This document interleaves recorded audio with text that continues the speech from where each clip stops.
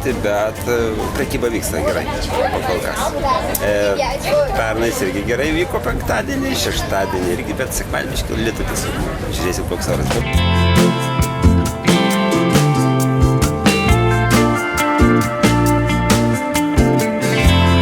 Ar pirmas iki jūros šventė? Ne pirmas. Vietinės esate? Jo, iš Klaipėdos. Iš Klaipėdos.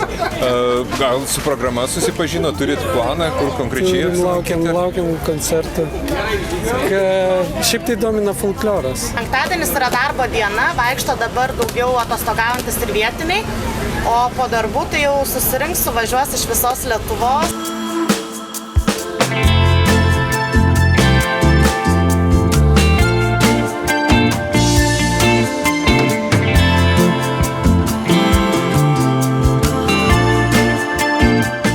Čia yra labiau šventė ne klaipėdiečiui, o vilniečiam, kauniečiam galbūt.